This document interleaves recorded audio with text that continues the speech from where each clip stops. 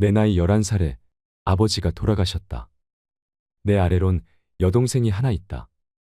전업주부였던 엄마는 그때부터 생계를 책임지셔야 했다. 못 먹고 못 입었던 것은 아니었지만 여유롭진 않았다. 대학 졸업 후 입사 2년 만에 결혼을 하였다. 처음부터 시어머니가 좋았다. 시어머님도 처음부터 날 아주 마음에 들어 하셨다. 10년 전 결혼 만 1년 만에 친정엄마가 암 선고를 받으셨다. 난 엄마 건강도 걱정이었지만 수술비와 입원비를 어떻게 내야 할지 걱정부터 해야 했다. 남편에게 얘기했다. 남편은 걱정 말라고 내일 돈을 융통해 볼 터이니 오늘은 푹 자라고 얘기해 주었다. 다음 날 친정엄마를 입원시키려 친정에 갔지만 엄마도 선뜻 나서질 못하셨다. 마무리 지어야 할 일이 몇 개 있으니 4일 후에 입원하자 하셨다. 집에 돌아오는 버스 안에서 하염없이 눈물이 났다. 그때 시어머님께서 전화가 왔다. 지은아, 너 울고 있니? 울지 말고 내일 3시간만 시간을 내다오. 다음 날 시어머님과의 약속 장소에 나갔다. 시어머님이 무작정 한의원으로 나를 데려가셨다. 미리 전화 예약을 하셨는지 원장님께서 말씀하셨다. 간병하셔야 한다고요. 맥을 짚어보시더니 몸에 좋은 약을 한 제 지어주셨다.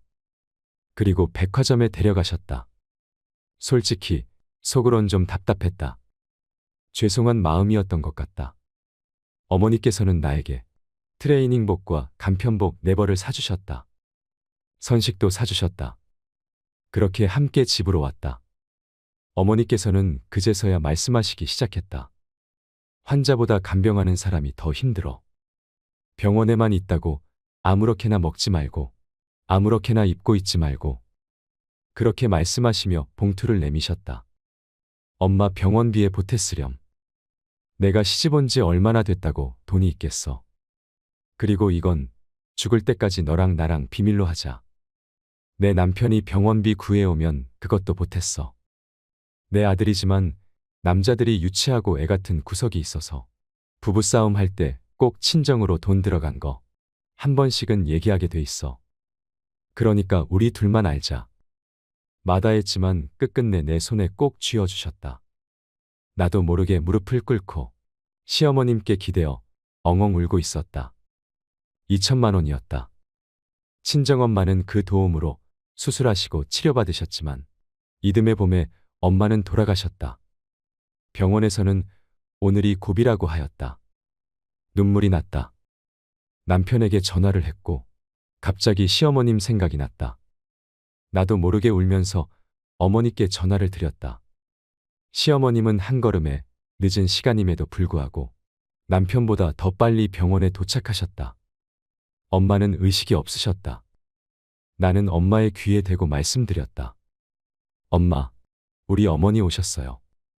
엄마, 작년에 엄마 수술비 어머님이 해주셨어. 엄마 얼굴 하루라도 더 볼 수 있으라고. 엄마는 미동도 없으셨다. 당연한 결과였다. 시어머님께서 지갑에서 주섬주섬 무얼 꺼내서 엄마 손에 쥐어주셨다. 우리의 결혼 사진이었다. 사부인, 저예요. 지은이 걱정 말고 사돈처녀 정은이도 걱정 말아요. 지은이는 이미 제 딸이에요. 사돈처녀도 내가 혼수 잘해서 시집 보내줄게요. 걱정 마시고 편히 가세요. 그때 거짓말처럼 친정엄마가 의식 없는 채로 눈물을 흘리셨다. 엄마는 듣고 계신 거였다. 가족들이 다 왔고 엄마는 2시간을 넘기지 못하신 채 그대로 눈을 감으셨다. 망연자실에서 눈물만 흘리고 있는 날 붙잡고 시어머니께서 함께 울어주셨다. 시어머님은 가시라는데도 3일 내내 빈소를 함께 지켜주셨다. 우린 친척도 없다. 사는 게 벅차서 엄마도 따로 연락을 주고받는 친구도 없었다. 하지만 엄마의 빈소는 시어머님 덕분에 3일 내내 시끄러웠다. 빈소가 썰렁하면 가시는 길이 외로워. 친정엄마가 돌아가시고 시어머님은 내 동생까지 잘 챙겨주셨다. 가족끼리 외식하거나 여행 갈 땐 꼭 내 동생을 챙겨주셨다. 내 동생이 결혼을 한다고 했다. 동생과 시어머님은 고맙게도 정말 나 이상으로 잘 지내주었다. 시어머님이 또다시 나에게 봉투를 내미신다. 어머님, 남편이랑 따로 정은이 결혼자금 마련해놨어요. 마음만 감사히 받을게요. 도망치듯 돈을 받지 않고 나왔다. 버스 정류장에 다다랐을 때 문자가 왔다. 내 통장으로 3천만 원이 입금되었다. 그 길로 다시 시어머님께 달려갔다. 어머니께 너무 죄송해서 울면서 짜증도 부렸다. 안 받겠다고. 시어머님께서 함께 우시면서 말씀하셨다. 지은아, 너 기억 안 나? 친정엄마 돌아가실 때 내가 약속 드렸잖아. 혼수해서 시집 잘 보내주겠다고. 나 이거 안 하면 나중에 내 엄마를 무슨 낯으로 뵙겠어. 시어머님은 친정엄마에게 혼자 하신 약속을 지켜주셨다. 난 그날도 또 엉엉 울었다. 시어머님께서 말씀하신다. 순둥이, 착해 빠져가지고 어디에 쓸고. 제일 불쌍한 사람이 도움을 주지도 받을 줄도 모르는 사람이야. 그리고 힘들면 힘들다고 얘기하고 울고 싶을 땐 목 놓아 울어버려. 제부될 사람이 우리 시어머님께 따로 인사드리고 싶다 해서 자리를 마련했다. 시부모님, 우리 부부, 동생네. 그때 시어머님이 시아버님께 사인을 보내셨다. 그때 아버님께서 말씀하셨다. 초면에 이런 얘기 괜찮을지 모르겠지만 사돈처녀 혼주 자리에 우리가 앉았으면 좋겠는데. 혼주 자리엔 사실 우리 부부가 앉으려 했었다. 다 알고 결혼하는 것이지만 그쪽도 모든 사람들에게 다 친정부모님 안 계시다고 말씀 안 드렸을 텐데 다른 사람들 보는 눈도 있고 그랬다. 난 거기까지는 생각을 못했던 부분이었다. 내 동생네 부부는 너무도 감사하다며 흔쾌히 받아들였다. 그리고 내 동생은 우리 시아버지 손을 잡고 신부 입장을 하였다. 내 동생 부부는 우리 부부 이상으로 우리 시댁에 잘 해주었다. 오늘은 우리 시어머님의 49제였다. 가족들과 동생네 부부와 함께 다녀왔다. 오는 길에 동생도 나도 많이 울었다. 오늘 10년 전 어머니와 했던 비밀 약속을 남편에게 털어놓았다. 그때 병원비 어머니께서 해주셨다고. 남편과 난 부둥켜 안고 시어머님 그리움에 엉엉 울어버렸다. 난 지금 아들이 둘이다. 난 지금도 내 생활비를 쪼개서 따로 적금을 들고 있다. 내 시어머님께서 나에게 해주셨던 것처럼 나도 나중에 내 며느리들에게 돌려주고 싶다.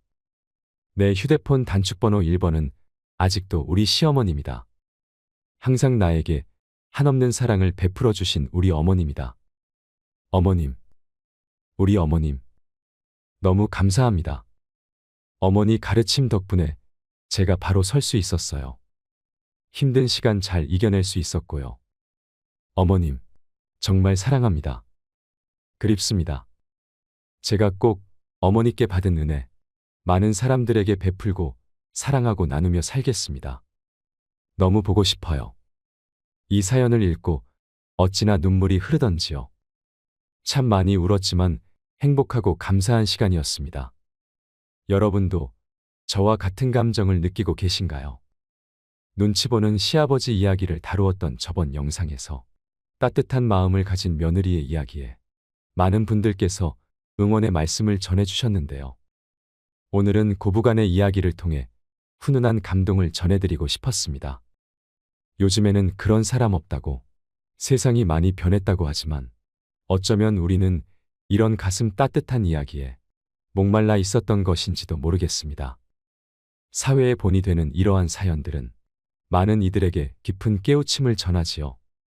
시어머니 그분은 인생을 정말 착하게 사셨던 분 같습니다.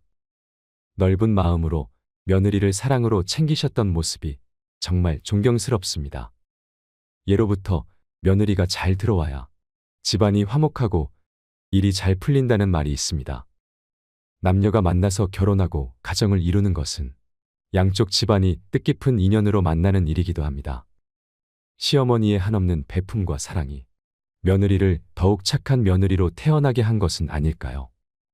행복한 가정을 만드는 것은 누구 한 사람의 노력으로만 이루어지는 것은 아니라 생각합니다.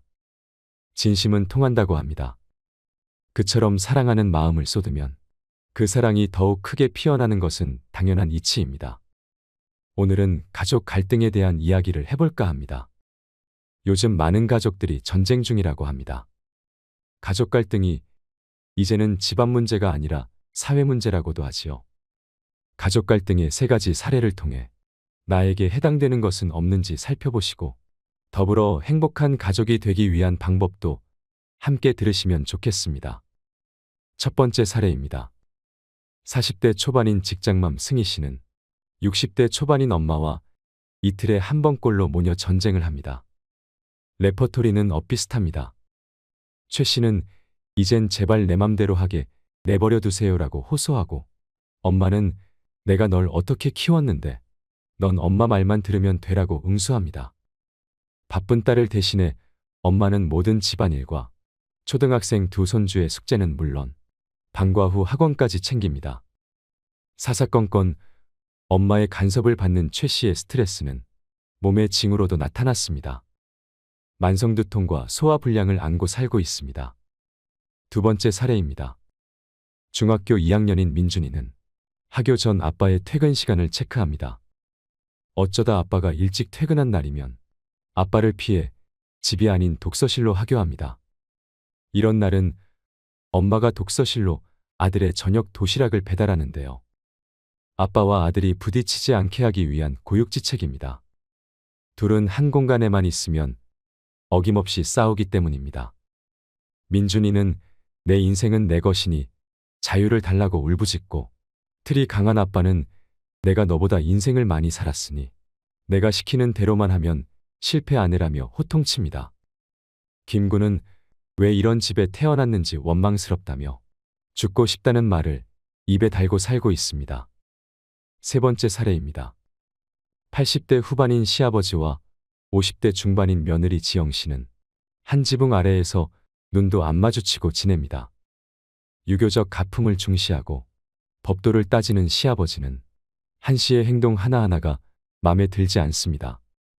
밥상에서 자신이 먼저 일어나기 전에는 아무도 일어나서도 안 되고 며칠 나갔다 오면 큰절로 맞이하는 것이 예의라고 생각하건만 며느리는 따르지 않습니다.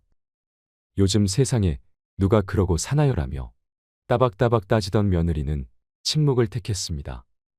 둘 사이의 대화가 단절된 지는 오래입니다. 꼭 필요한 말이 있으면 한 씨의 남편인 아들이 전달자 역할을 합니다. 이 세 사연들을 들으니 어떤 생각이 드시나요? 주위에 이런 비슷한 사연을 들어보신 적이 있으신가요? 영상 초반에 들려드렸던 아름다운 이야기와는 너무 다르지요. 오히려 이런 이야기가 더 현실적이다라고 생각하시는 분들도 많으실 것입니다. 가족이 아픈 시대입니다. 최근 들어 가족 간 갈등이 급증하고 있습니다. 열거한 사례들은 상담소를 찾는 특수한 경우지만 우리 주변에서 어렵지 않게 만날 수 있는 사례이기도 합니다.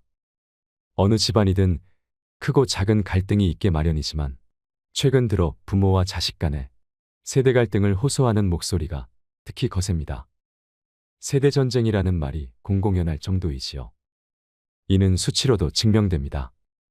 연구에 따르면 32.5%가 최근 1년간 가족 갈등을 경험했다고 답했는데 갈등 유형으로 보면 가족 내 세대 갈등이 37.5%로 압도적으로 많았습니다. 다음으로 형제자매 갈등 20.6%, 부부 갈등 19.4% 순이었습니다. 세대 갈등 중에서는 역시 부모와 자녀 갈등이 28.3%로 가장 많았습니다. 한국의 가족 갈등 연구는 아주 미약합니다. 여기저기 싸움판인데 왜 싸움이 일어나는지, 어떻게 싸움을 말려야 하는지 모르는 형국이지요. 대처 능력이 약하다 보니 수업료도 세게 치르고 있습니다. 조사에 따르면 가족 갈등으로 부모 및 형제자매와 의절하는 경우가 10%나 됐습니다. 10가족 중 한 가족이 가족 갈등을 제대로 봉합하지 못해 인연을 끊는다는 충격적인 조사입니다. 가족 갈등으로 가족원이 가출하는 경우는 1%입니다. 100가족 중 한 가족은 누군가가 집을 나가는 방식으로 싸움이 끝난다는 얘기입니다. 가족상담 및 가족치료 전문가들은 현재 한국의 가족 갈등 상황을 전무후무한 싸움판으로 봅니다. 가족의 해체냐, 성숙한 가족으로의 안착이냐의 기로에 서 있는 것입니다. 그렇다면 가족 갈등이 일어나는 불씨는 무엇일까요? 급속한 사회 변화로 인한 세대 간 가치관 차이 때문인 것도 있을 것이고, 맞벌이 부부는 증가했지만 양성평등 의식이 미흡한 부분도 있습니다. 성인 자녀의 만원화로 부모에게 의존하는 자식들의 수는 증가하고 있으며, 급속한 고령화로 맞게 된 준비되지 않은 노후는 우리를 더욱 불안하게 만듭니다.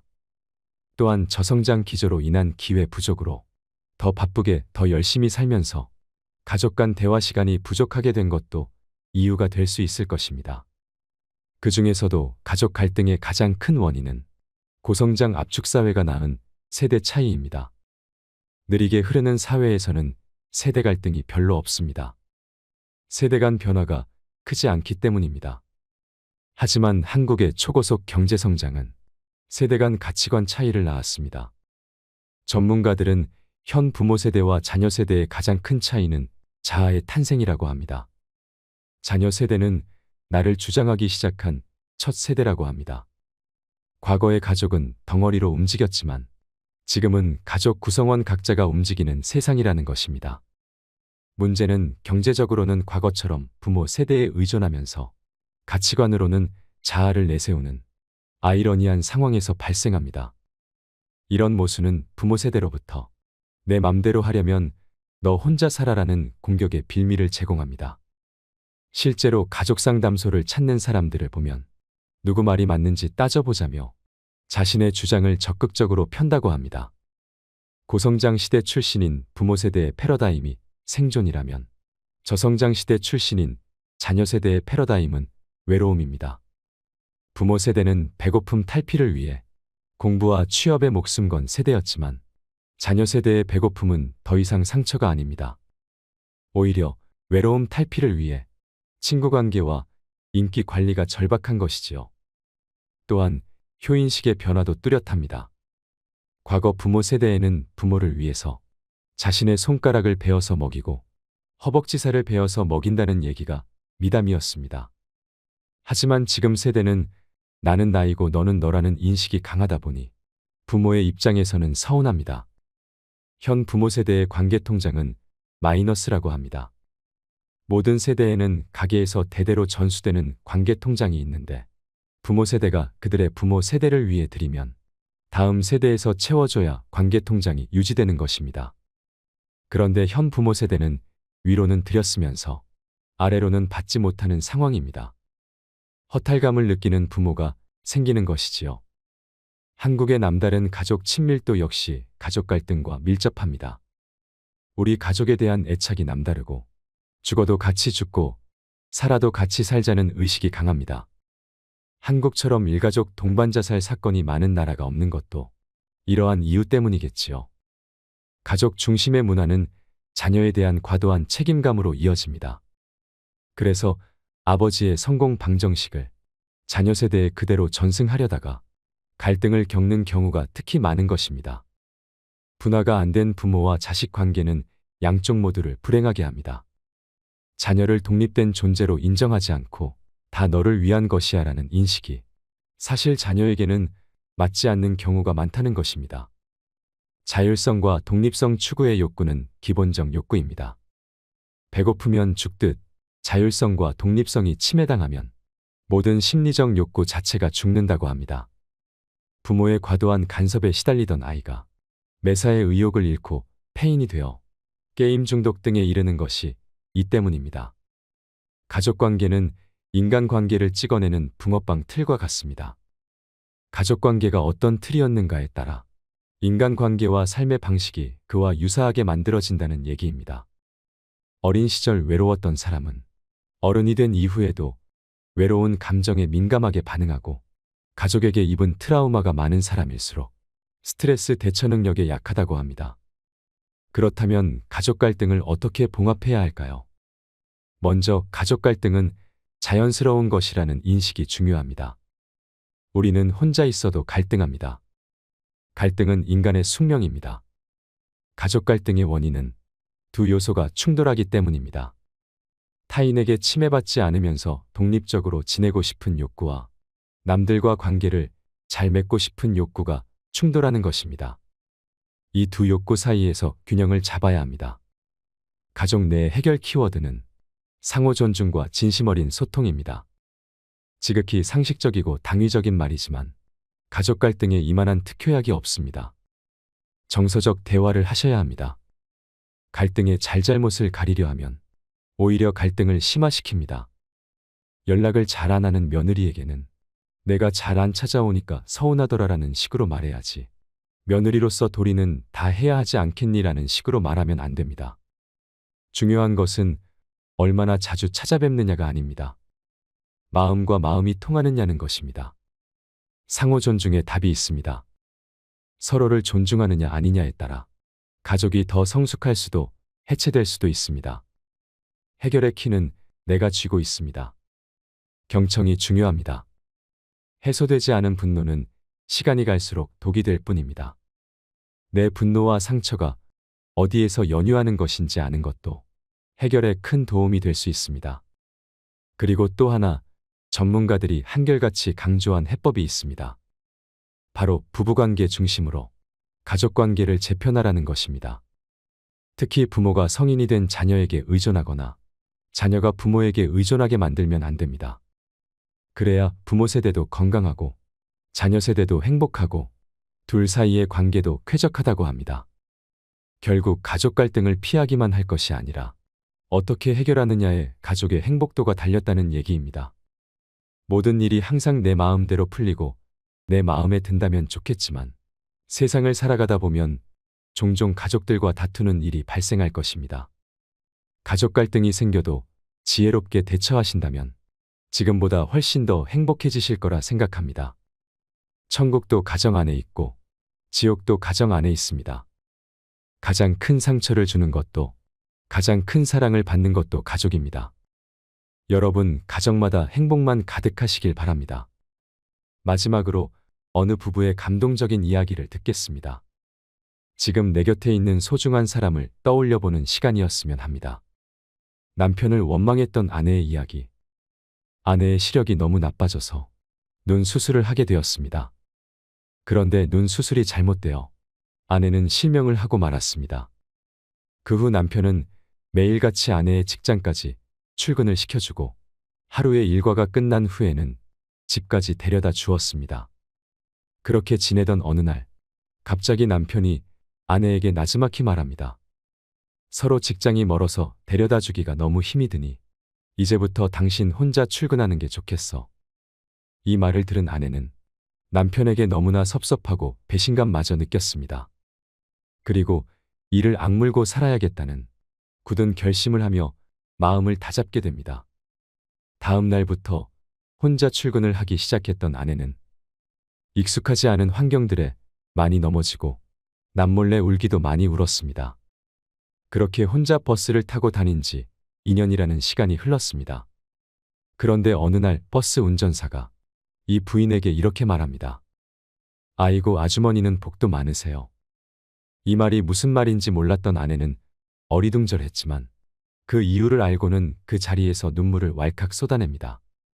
사실 남편은 매일 버스에 함께 앉아 주었고 부인이 직장 건물에 들어가는 순간까지 지켜보다가 등 뒤에서 손을 흔들어주는 보이지 않는 격려를 해주고 있었던 겁니다. 그렇습니다. 사랑하는 사람을 그냥 내버려둘 수는 없는 법이지요. 실명한 아내가 홀로 씩씩하게 일어설 수 있도록 도와주고 응원해 주었던 남편이었습니다. 사랑의 힘은 정말이지 대단한 것 같습니다. 이 세상에 태어나 우리가 경험하는 일 중에서 가장 멋진 일은 가족의 사랑을 배우는 것이라고 합니다. 손톱 밑에 가시가 박히면 손톱을 보게 됩니다. 글을 쓰다 연필이 부러지면 연필을 보게 됩니다. 다칠 때 넘어질 때 나는 비로소 나를 바라보고 소중한 사람들이 떠나고 나면 비로소 그 소중함을 깨닫습니다. 평소엔 모르다가 내 마음이 지쳐 있을 때 진심 어린 가족의 위로에 눈물이 왈칵 쏟아집니다. 오늘은 가족들에게 고마운 인사를 전하고 사랑하는 마음을 표현해 보세요. 마음껏 사랑하며 살아가시길 바랍니다. 이상으로 인생 철학이었습니다. 철학이 있는 당신의 삶을 응원합니다.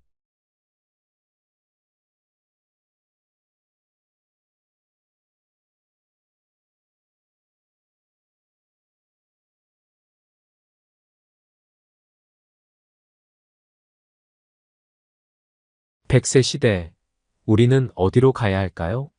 어떤 인생도 존엄하지 않은 인생은 없습니다. 원하든 원치 않든 고령사회에 접어든 우리 사회에서 존엄한 삶의 마무리를 위해 돌봄은 필수가 되었습니다. 발빠르게 진행되어져가는 고령화의 현실이 남일 같지 않은 이유는 결국 그 길로 가야 하게 될 사람이 바로 우리들이 될 수 있기 때문입니다. 베이비붐 시대에 가장 많았던 광고는 바로 산부인과 광고였다고 합니다. 세월이 흘러 베이비부머들이 은퇴할 나이에 접어들자 거리엔 또 다른 광고들이 눈에 띄게 늘어섰습니다. 그것은 바로 요양원입니다. 오늘은 어느 요양원에 계셨던 할머니가 쓴 감동적인 시 한 편을 소개해 드리려고 합니다. 어느 작은 요양병원에서 한 할머니가 돌아가셨습니다. 간호사들이 조촐한 그 할머니의 짐을 정리하다가 이 시를 발견하였습니다. 내용에 감동받은 간호사들이 이 시를 복사하여 모든 간호사들에게 전달하였습니다. 단순하지만 마음을 움직이는 이 시는 동영상으로 만들어져 소개되기도 했고 인터넷을 통해 전 세계로 전해지고 있습니다. 슬프지만 할머니의 시를 통해 삶의 애환을 느끼셨으면 좋겠습니다. 어느 양로원 할머니의 시. 간호사님들 무엇을 보시나요? 댁들이 저를 볼 때 무슨 생각을 하시나요? 현명하지 않고 변덕스러운 성질과 초점 없는 눈을 가진 투정이나 부리는 늙은 노인으로 보이겠지요. 음식을 질질 흘리고 대답을 빨리빨리 못하느냐고 큰 소리로 말할 때면 전 정말 당신들이 조금 더 노력해 주기를 원했습니다. 당신들이 귀찮다고 나를 때리고 함부로 대할 때는 내 마음대로 움직이지 않는 몸뚱이로 저는 정말 용기를 내어 헛손질로나마 싸우고 싶었던 것이랍니다.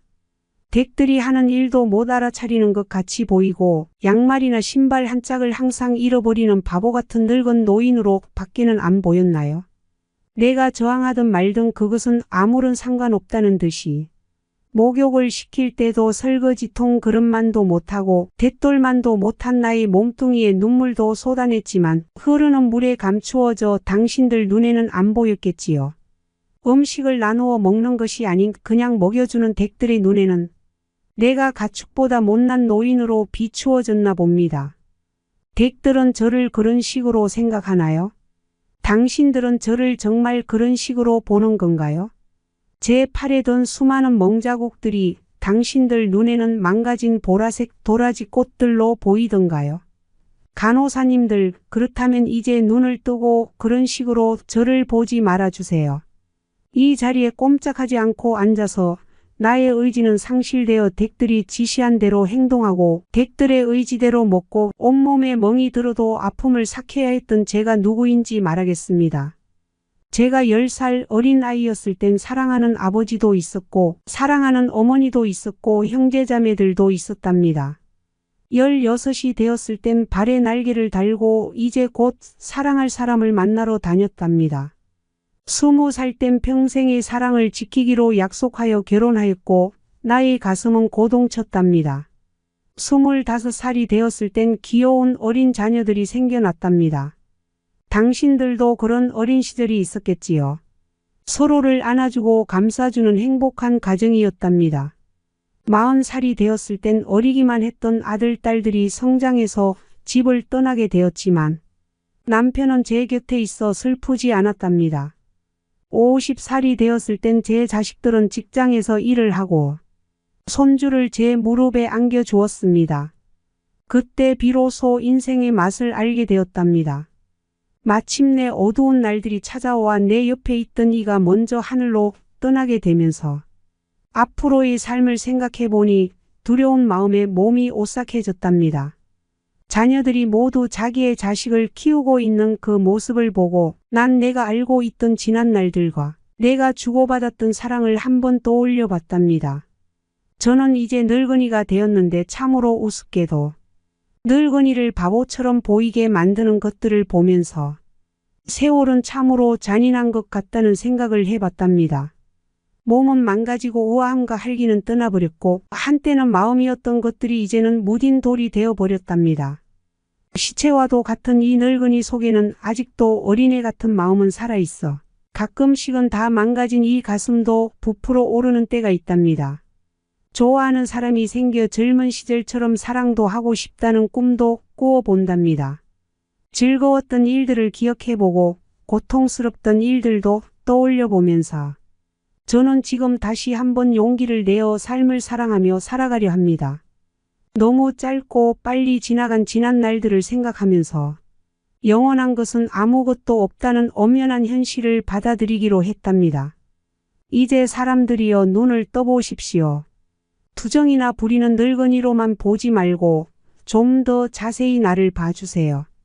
당신의 아버지는 아니나 아버지일 수도 있고 당신의 어머니는 아니나 어머니일 수도 있습니다.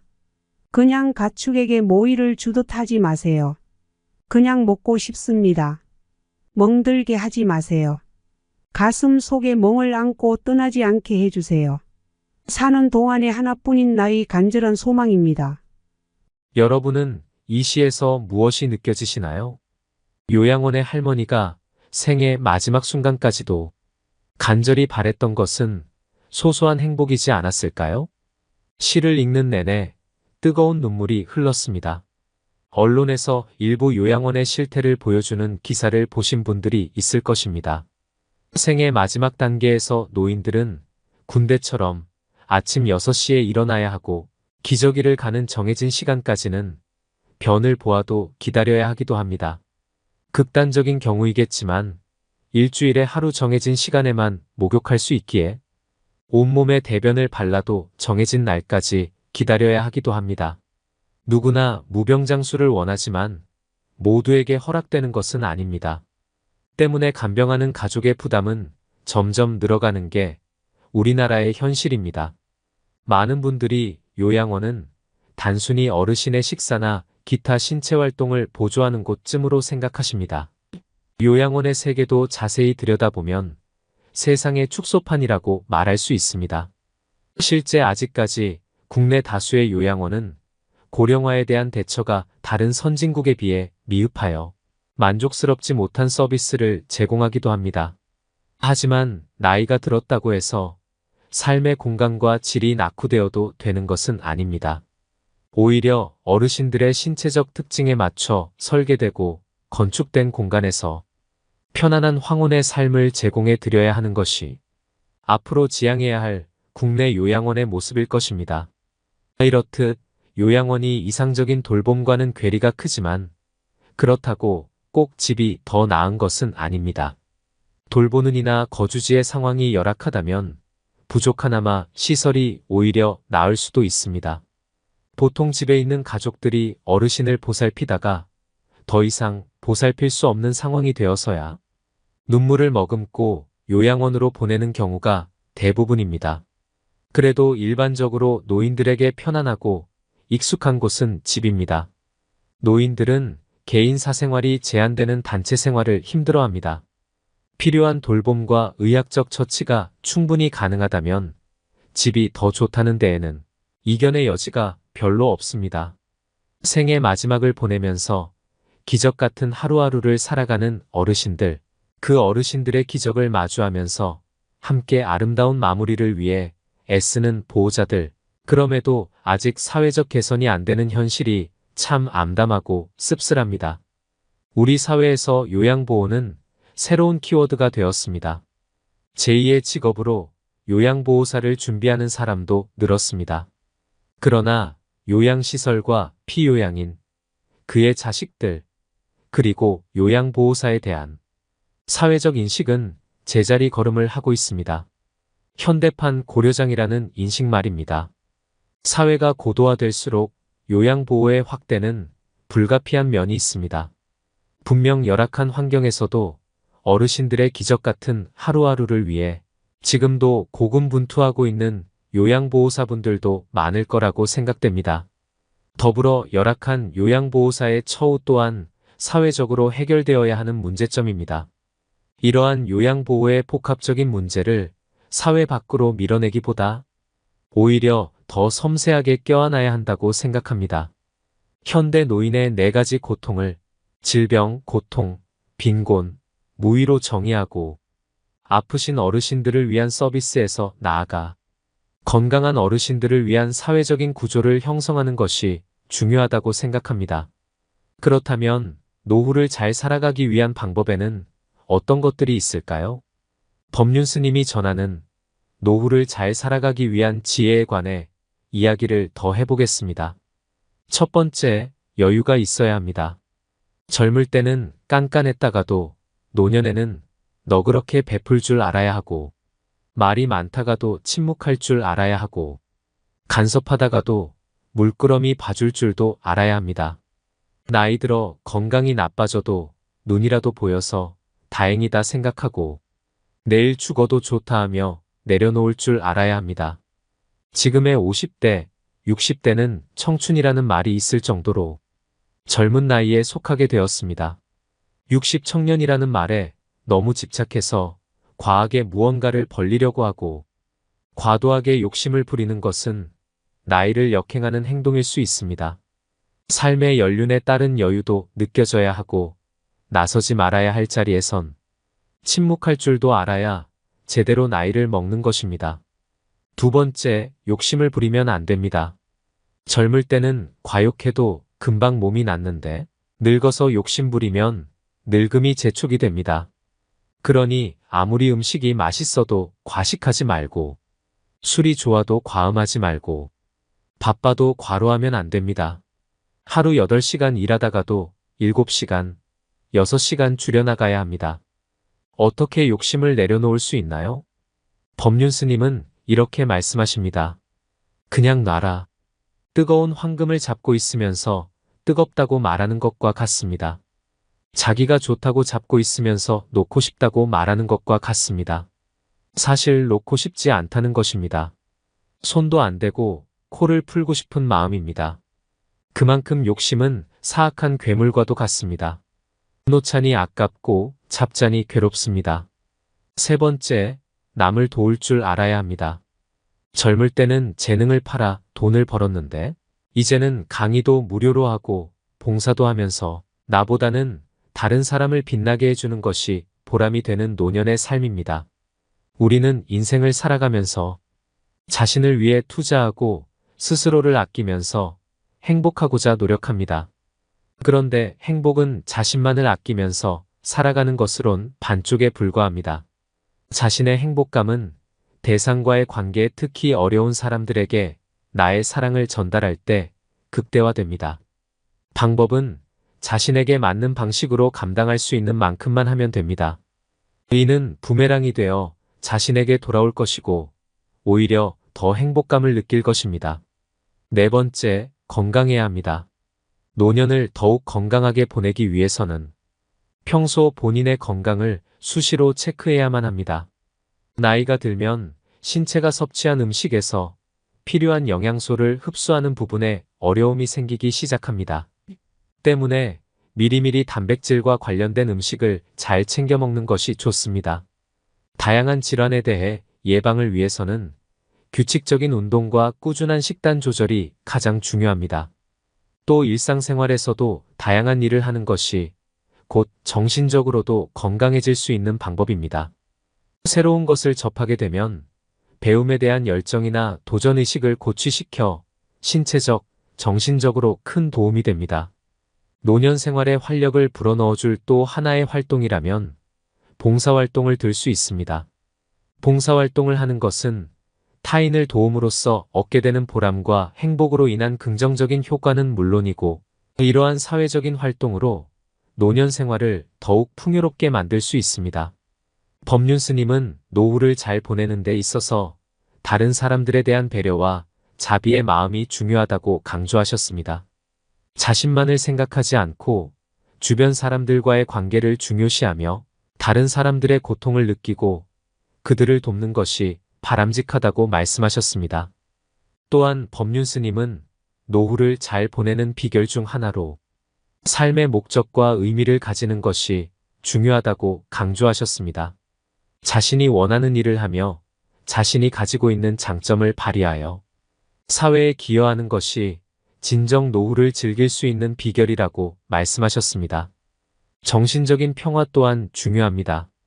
명상이나 철학적인 고찰 등을 통해 내면의 평화와 안정을 찾는 것이 노후를 즐길 수 있는 방법 중 하나라고 하셨습니다.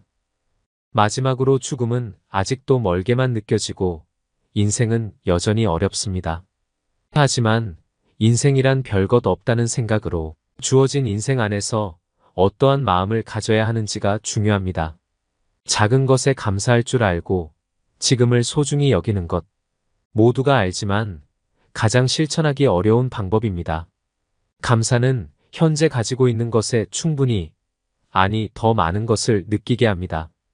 부정을 수용으로 바꾸고 혼돈을 질서로, 혼란을 명쾌함으로 돌려 세웁니다. 한 끼 식사를 풍족한 잔치로, 평범한 집을 오순도순 정이 흐르는 가정으로, 나그네를 친구로 바꿔줍니다. 감사함은 사람의 충만함을 해방시켜줍니다. 더불어 감사하는 마음은 과거에 뿌리를 두고 오늘 나에게 평화를 가져다 주며 멋진 내일을 열어줍니다. 법륜 스님의 지혜의 말씀을 마음속에 새기며 행복한 노후를 보내기 위해 어떻게 해야 될지 생각해보는 하루를 보내셨으면 좋겠습니다. 오늘도 노후의 지혜와 함께 해주셔서 감사드립니다. 황금빛으로 무르익어가는 여러분의 지혜로운 인생을 언제나 응원합니다.